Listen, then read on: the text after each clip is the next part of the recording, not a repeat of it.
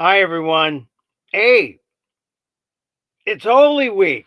How holy are you? God, I forgot it was Palm Sunday yesterday. I was too into the Masters, too into the Warrior game. I forgot. This is, it was Palm Sunday. I forgot. All right, forgive me. This is Holy Week. Welcome to Holy Week. And boy, did we kick off with a bang.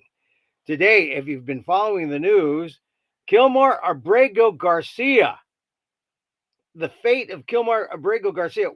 Every day, the Department of Justice is supposed to go before the judge and say, what his status is, because everyone's afraid that Kilmar Abrego Garcia could be harmed or dead.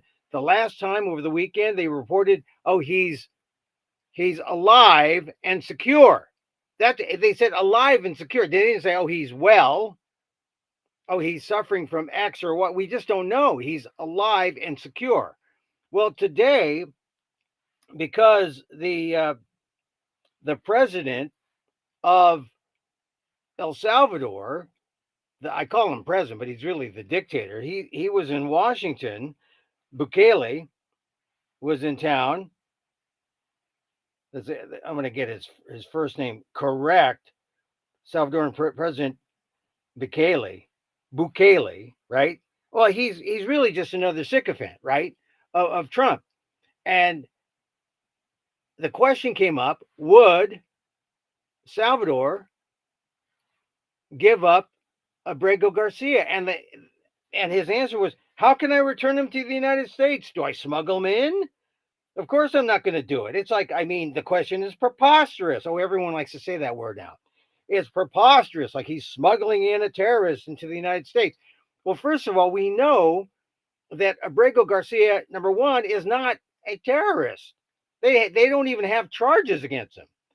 They didn't even have uh, a hearing. That was the whole basis of the Supreme Court saying there hasn't been any due process for this man. The United States facilitate this man's release back into the United States because based on the hearing that did happen asking for Abrego Garcia's release, the United States had an administrative error. And so that was the order last week from Chief Justice Roberts. And we've been waiting to see if the United States would comply. Of course, we must add also, on top of Justice Roberts's order that the U.S. facilitate Abrego Garcia's return, there was Sonia Sotomayor, who attached a note saying how all of this applies to everyone else. She says, the administration, she says, this, let's see, let me go to what Sotomayor said. She said in her note that the government's position and what it argued before the courts implies that it could deport and incarcerate any person, including U.S. citizens, without legal consequence, so long as it does so before a court can intervene. That was the urgency. Those were the stakes, as seen by Justice Sonia Sotomayor, Elena Kagan, and Ketanji Brown Jackson. So that was midweek last week, Thursday. And then we saw the weekend, and today we see the Salvadoran president arrive at the White House. And my God, they're treating this little dictator from Salvador like he's like a king, like he's royalty. Little tiny, El Salvador, the dictator, let's call him, that's what he is. He's an authoritarian dictator who looks up to Trump and who would be willing to do anything for Trump. And so it's sort of set up. We're waiting for the answer to the question: will the United States return Kilmar Abrego Garcia, the man wrongly deported from Maryland, where he was living with his wife and his family, and then deported to Salvador? Would he be returned? And the answer clearly was no. First, Trump goes to Pam Bondi, who says, facilitate just means we should offer a plane. Okay, and then Stephen Miller, the immigration honcho for the Trump administration, says, "Hey, this guy was here illegally," changing the story.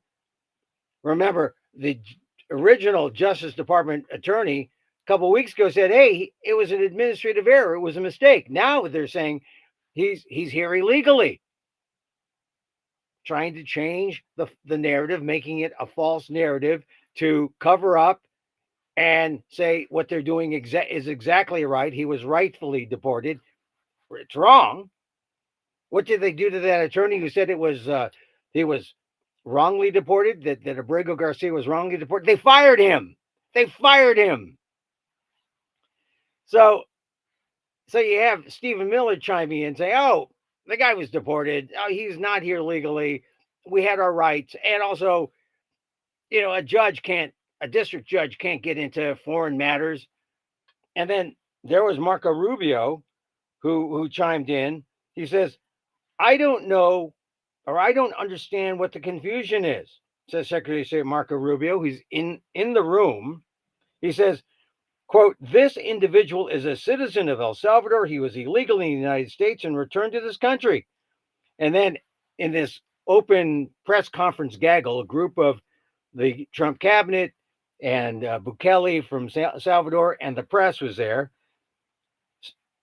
Rubio turns to the press and says, "I can tell you this, Mr. President.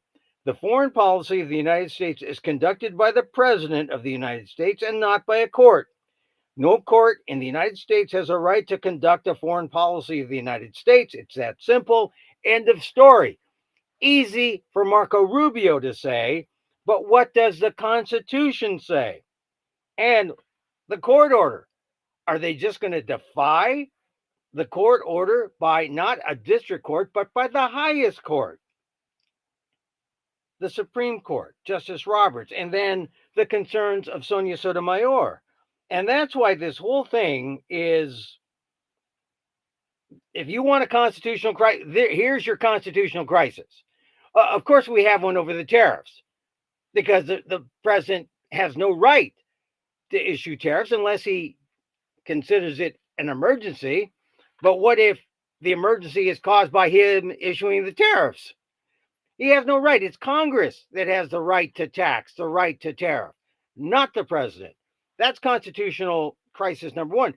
Constitutional crisis number two, remember, it's a direct conflict with the Constitution where Trump and his ilk want the overturning of birthright citizenship, a direct conflict with the Constitution. And now, constitutional crisis number three, this whole thing about Abrego Garcia. The courts, a separate branch of government, says, "Hey, you got to bring him back." The executive branch says, "This is our business," because only a president, as Marco Rubio says, as he believes, when he brought up some little used law that says the president can do this. But here's the president saying, no, this is our business. It's not up to the district court to handle foreign policy. And that's where we are right now. If you listen to people like Peter Welch, senator from Vermont, he says Abrego Garcia has been kidnapped. If you listen to people who are sycophants of Donald Trump, this is policy. The president is engaged in policy. What the president is doing is he's overstepping his bounds. And the high court has ruled already. They gave him a little wiggle room, but not to defy outright the Supreme Court and say, "Hey, this is my power. You don't have jurisdiction over me, court." So here's our constitutional crisis. What do we do? What do we do about this situation? And here's where it's really scary, because Sotomayor outright said it in the note last week when she attached it to Justice Roberts' opinion or his order. She said, and this should put a chill into everybody, right? So Sonia Sotomayor said, The government's position implies that it could deport and incarcerate any person, including U.S. citizens, without legal consequence, so long as it does so before a court can intervene. Due process. That's what Abrego Garcia was deprived of. That's what the court was reacting to. Trump and his minions, his cabinet, Pam Bondi, Marco Rubio, advisor Stephen Miller, they're not backing down. They're saying this was legal. We had every right to deport this man. And no, after the hearing, they did not. But they're fighting. And what does that mean? That means, okay, new issues, new constitutional questions. Eighth Amendment, there's, cruel and unusual punishment. There's habeas corpus. And then leave it to Trump just to muddy the waters a little bit, saying, and really proving the point of Justice Sotomayor, saying that U.S. citizens can be involved in this. Yes, U.S. citizens can be involved in this, apparently. According to Trump, Trump said, well, I'm not sure. I don't know the law, hemming and hawing, but, they'll find a law. They'll find a way to, his minions, his sycophantic minions will find a way to please the boss. But he said, what about those homegrown criminals? Not just homegrown, Hispanics, Latinos, Asians. He's talking about anyone who is a citizen who commits a crime. He was talking about people who push others off subway platforms, or someone who hits an elderly person with a baseball bat, heinous crimes, right? He's talking about everyone. We just get everyone out. But after all, we're paying El Salvador $6 million for space in their mega prison. We have what is essentially a constitution-free zone that's ready for people that Donald Trump doesn't like. Not just as a society, but the people on Donald Trump's enemies list. You want a one-way ticket to El Salvador, to this mega prison? That's what this kind of world is heading toward if Kilmar Abrego Garcia is not brought back. If the power of the executive branch isn't reined in, we're going to have this problem. And when they come for you, then what do you do? That's why you should be watching this El Salvador story, the story of Kilmar Abrego Garcia. First of all, now some media is calling him a Salvadoran national, which he sort of is, but he was given protective status by the Biden administration back in 2019 because he feared that going back would be a harm to his person. So he had protected status.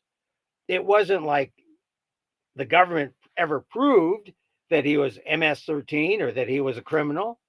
In fact, when the media has asked continuously of the Trump administration, what are the charges against this guy? Couldn't do it. Moreover, when the media is asked, what are the charges of all these people, of the greater group of supposedly Venezuelans heading down, being deported, and they end up in Salvador.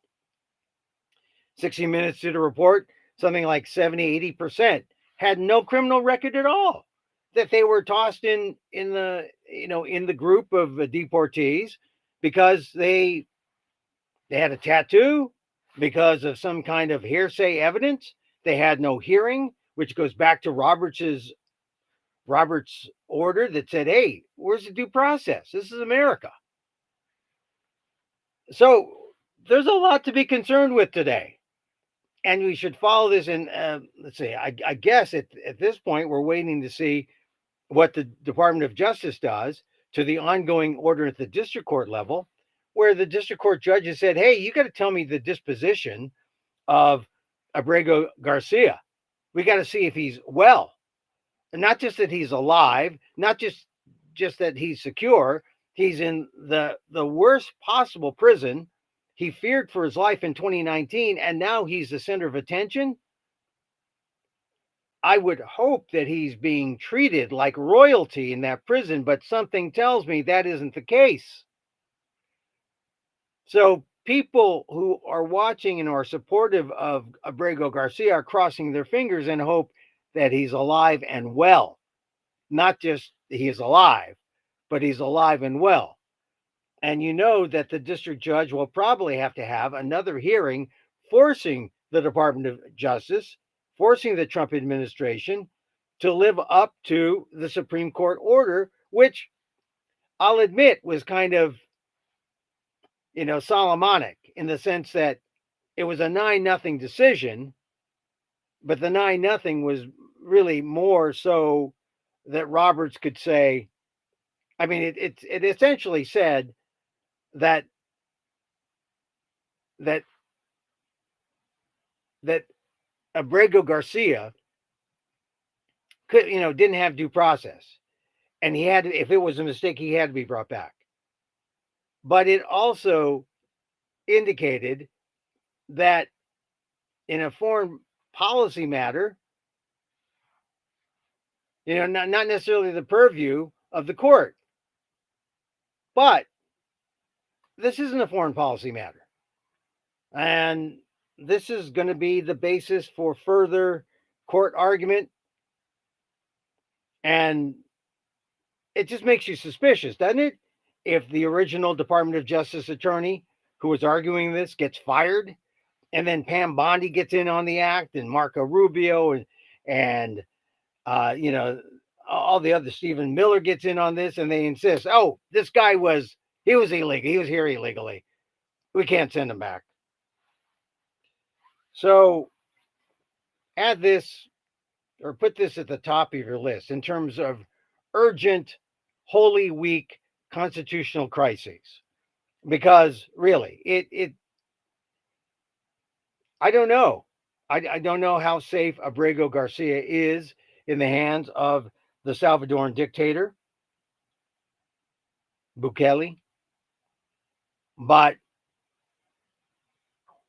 it doesn't. I don't know. We haven't heard yet from the attorneys for Abrego Garcia, but there's going to be a subsequent hearing. There's going to be another hearing at the district level, and in the meantime, all Americans should be ashamed that this is how our president views the Constitution. That this is how he sounds reasonable when you catch him in an interview up on Air Force One saying that, oh, we'll listen to the courts. He said that. He said, we'll listen to the courts. We'll send Abrego Garcia back. But no, we have these overzealous Department of Justice folks and just cabinet officials who aim to please. No one wants to disappoint Donald Trump. And if Donald Trump wants this man deported and he wants to set up these $6 million mega prison deal in Salvador and create a space that essentially makes this the new Guantanamo. Remember, it was too expensive in Guantanamo to house people there. So they brought them back and they sent them to this prison in El Salvador. It's going to be the new Guantanamo. It's going to be essentially a thing where they want to make it a gift to the United States, a territory. So not only do you have a penal colony that is, it will be once owned by Salvador, that will be newly owned by the United States, operated by Salvador there, and other privateers who get in on the action. There are a number already lined up to say, yeah, we'll run this private prison in this constitution-free zone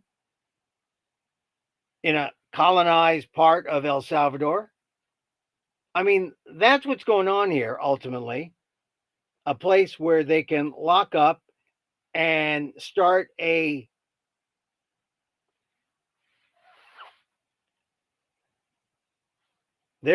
incarceration camps for whatever the Trump administration wants. That's the scary part about this. And that's why I say Kilmar, Abrego, Garcia, could be you. Could be you. And when you think of it that way, you say, what the heck is President Trump doing? Hey, he's my president. I voted for him, right? You saying that? Yeah, we want him to lower the price of X and Y and Z. We didn't want him to lower the price of freedom. What's he doing? What's he doing? You got to question it. It's real. Call your congressman. I heard from one congressman in Vermont, Peter Welsh. He called Kilmar Abrego Garcia was kidnapped. And isn't that funny? I heard the Trump side say, "Oh, well, we can't kidnap Abrego Garcia and bring him back to the United States." What? I mean, you see the rhetoric of the Trumpers is to just take everything and flip. It's the Orwellian rhetoric, right? War is peace, slavery is freedom, everything's flipped. Well, that's the world that we find ourselves in on Holy Week. Maybe we start praying. I know prayer. Does prayer work? A friend of mine asked me she said prayer. I said meditation. She asked me if I meditated. I said, yeah, I meditate. Meditation is prayer too. I mean, the rosary is an act of meditation. But now's the time to call up your congressman.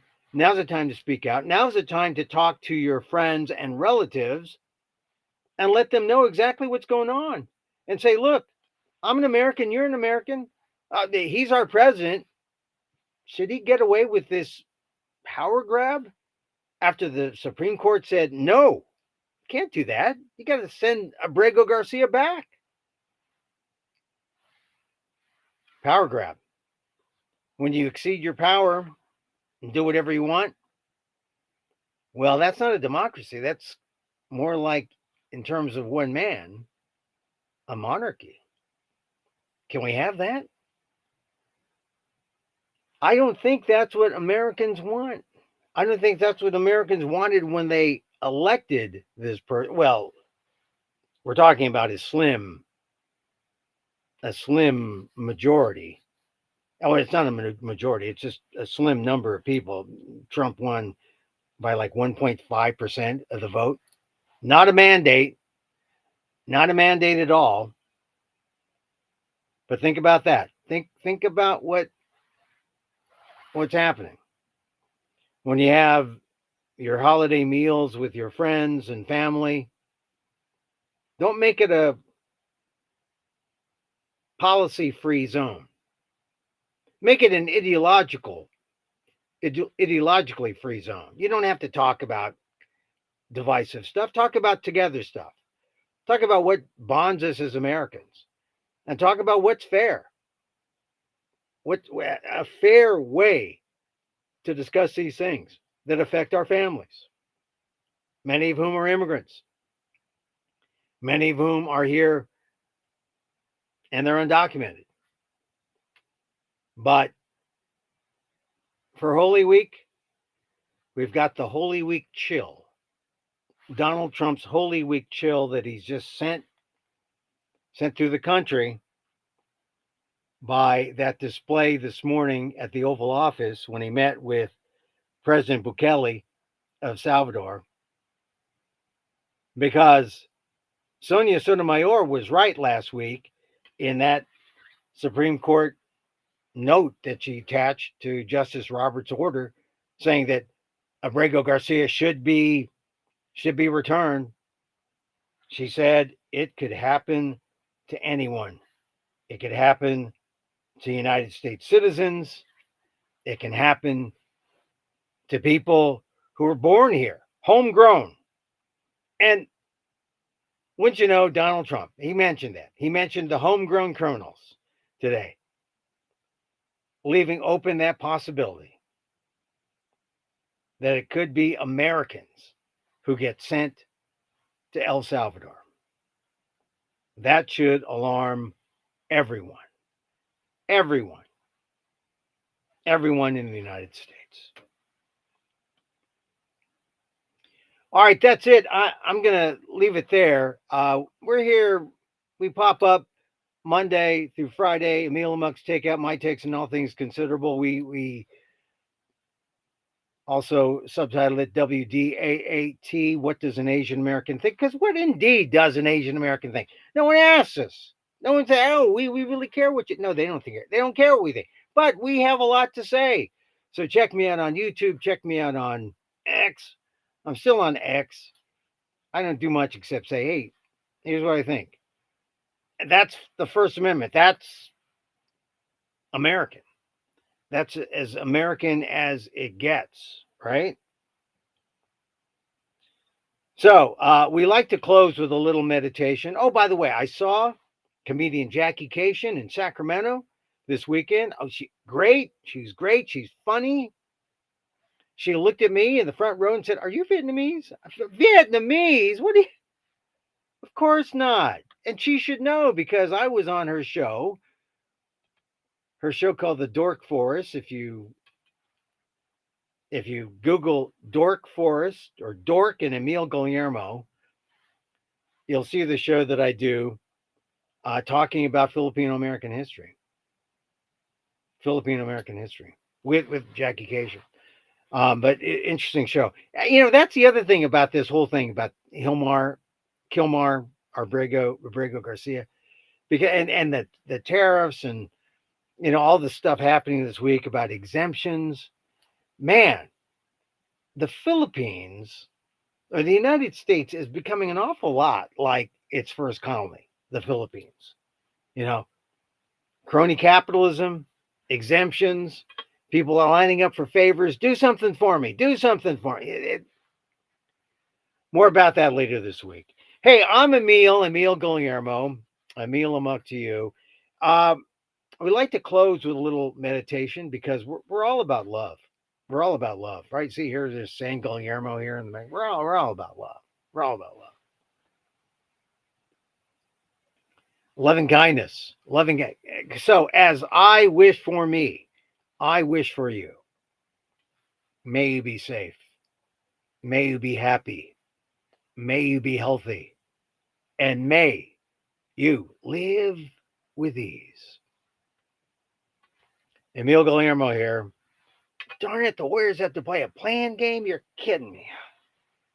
Till next time.